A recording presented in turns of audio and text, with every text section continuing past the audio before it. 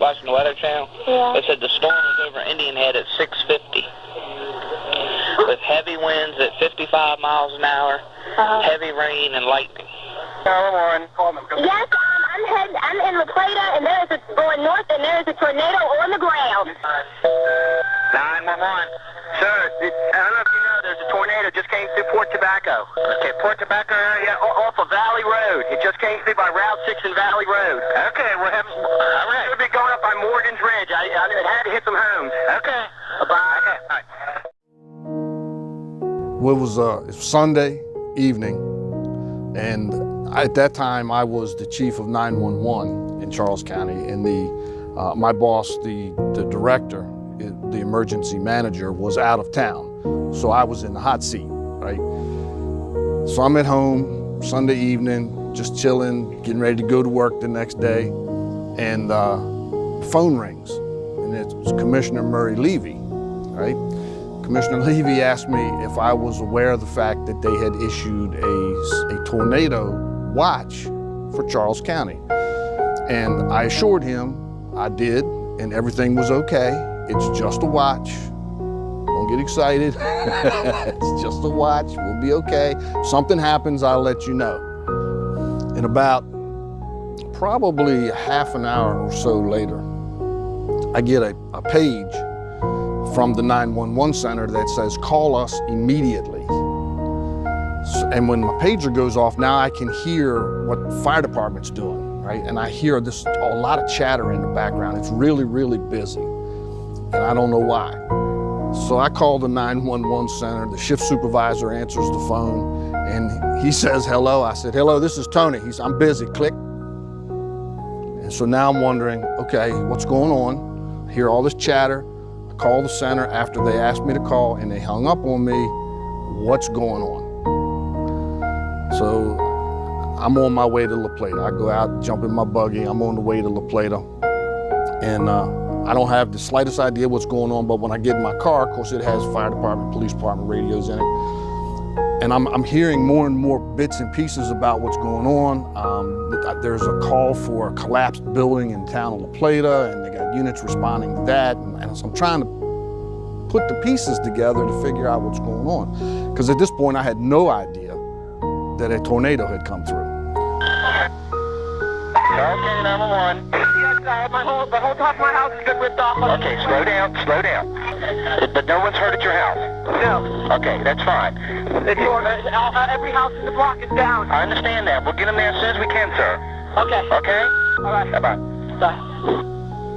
This is ambulance 109. We're stuck at the hospital. They have a tornado in the parking lot.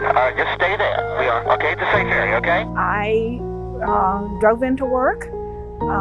I was listening to W3TOP, and they had a warning out for severe thunderstorms in PG County. So when I got to the hospital and I got out of my van, I looked up and said, ooh, I do not like the looks of the sky. I said, well, maybe I'll get to report some hail or something today. So I grabbed my ham radio out of the bag, my work bag, which I usually kept it in there to have it handy if I needed it. I grabbed it out, and when I got into the ICU, Regina pulled me into one of the rooms and said, is that a tornado? And I looked at it and I said, yes. And I said, let me call this in. And I said, we need to move the patients into the center of the circle. So we started moving patients. And I got on the radio, and the Charles County Amateur Radio Club, which I was a member of, had started a sky warn, which is what we do when there's a weather emergency coming up. And they were starting to have reports of some hail and stuff. And I broke in and I said, there's a tornado spotted about a half mile west of the hospital. Charles County 911. Yeah, how you doing? Okay. We had a house down here in Hillendale just got knocked down. The whole house. I don't know if people are in it or not. What's the address on it? 911. We had a tornado come through Morgan's Bridge off the Clearwood. There's houses missing. We, at the time of the tornado, lived on Morgan's Ridge Road here in La Plata, Maryland. But we weren't home that evening. We were in church at Marbury Baptist Church, and we received word that there had been damage in La Plata. As a matter of fact, the word we received, La Plata had been destroyed. We were a little suspect of the news, thinking maybe it was a little over dramatic. But we then headed home to our house in La Plata. The policemen were doing a great job. They blocked off the streets into Quailwood where we couldn't get in, and we had to park out at the church at the end of the road there and walk in. The first mile, we saw no damage at all, and we thought, okay, this is a little strange. But then we started seeing lumber in the woods, and we thought, well, that's a bad sign. And when we got up to our street, which was Morgan's Ridge Road, but it began West Quail, a policeman stopped us and said no one could enter on the street. And we saw the very first house. It was actually, I was taller than the house at the time we were walking up to it. And we explained that we lived on that street. They immediately knew who we were because our neighbors had been looking for us. And so we started walking down the street, and it was an amazing sight. We saw houses that were completely destroyed, houses that were split, much like a dollhouse, where you look into the rooms of a dollhouse but no face on it, and people sitting out in the yard, still a little bit bewildered. When we got to our house was damaged but not destroyed. We were busy working with getting the patients moved into the circle, all the curtains closed in the windows to prevent any of the flying glass from the windows. And then there were 3 ventilator patients, so we couldn't get them all the way into the circle because the tubes were not long enough. The cords and the tubes were not long enough, so we covered them with blankets, and we had one lady who was visiting who was getting pretty panicky, and one of my coworkers, Joanne, she kind of calmed her down. And then Joanne and the visitor kind of laid across that patient that was in the center of the door. The rest of us kind of hunkered down in the middle of the circle, and I called a Mayday on the radio and said the tornado was hitting the hospital. And I just thought to myself, this is what it's going to be like to die. And we kind of said our prayers in the middle of the circle, and about a couple of minutes later, Mike Takish came across and asked me for damage reports, and I went, oh my God, we're not hearing the noise anymore, and we've lived through this. So then I was telling him that I couldn't see a whole lot, but that the dash-in was gone. That was right there beside the hospital, and the house behind it was damaged, and we could see that there was some damage at the Port Tobaccos across the street. Stand by. Communications? Hi. We just went through a tornado, and we're sitting behind a building, and there's practically nothing left here. Where is this, ma'am? We're in just way through Belton. I don't even remember what the names of these buildings What is the name of the building? I don't know what the name of the building is. There's no signs left. All right, where are you? We're at the first stoplight right here in La Plata, the very first stoplight. Uh-huh. We got injured people behind the building. We're okay ourselves. Our car is demolished, but we got injuries here. It's demolished up here. Demolished. What building is it? It's right across the street from a church. See, there's nothing but destruction here. Nothing but destruction. I can't even tell you the name. Okay. There's a motel, there's a church, stoplight. What building is it, though, sir? Sir, it's vacant. It's a mobile, right across the street from the mobile mart. It's a vacant white cinder block building. We're okay. Okay, we know where you are. Okay. Power lines down everywhere, man. Okay, we're going to help on the way. All right. Bye-bye. And when I got to 488 and Route 6, police department had the intersection shut down. So they flagged me through. I went up and I made a right. I'm coming into town, and as I come into town, I'm stunned. I'm stunned because I don't even recognize the town. I don't know what has happened. I still don't know that a tornado's gone through. I can hear all the activity on the radio, but I am completely confused. And I look off to my left and I see this group of people, probably 6 or 8 people, and they're walking across lawns and parking lots, and they're headed toward the hospital. And they're obviously, a couple of them are injured, and I'm wondering, what's going on? It's just not sinking in, right? And as I get right to the top of the hill, and I'm looking across the way on the other side of 301, west of 301, and it's April 28th, and there are no leaves on the trees. They're completely barren. There's nothing on them. So I get down to the 911 center and check on them, make sure everything's okay. And that's when I find out that a tornado has come through, and I start figuring out what all the damage has been done and how widespread it is and whether or not anybody's hurt and that sort of thing, what kind of resources we have. But because my boss is out of town, it is my job to come here to the government building and open an EOC here. Charles County Fire, this is Chief 25. What do you want from us? Bert, get whatever you can, whatever people you can salvage, come down here, stage at La Plata, Station 1. I send an engine and a truck. Whatever you want, baby. Whatever you can give me. We've been hit. Okay. All right, buddy. Bye-bye. PG. Hey, y'all need any help down there? Send me whatever you can send manpower-wise. La Plata has been hit. We have buildings collapsed and people trapped. Oh my God. Okay, where do you want me to go? La Plata, Station 1. Okay. Okay? Anything and everything? Anything you can get me. Just let me know later on what you got. All right. Thanks, buddy. Bye. It is amazing how discriminating a tornado is, because on one side of the street you could see multiple houses damaged or destroyed. On the other side of the street, the trees were still intact and the houses were fine. The neighbors were still shaken because they had just experienced a tornado. I was surprised by the fact I didn't recognize the town, right? I'd been driving from Charles Street to the 911 center for 20 years, and I didn't recognize it. It was completely different. Buildings were ripped up. Buildings were knocked down. They were just gone, right? The water tower was gone. It really and truly looked like a war zone.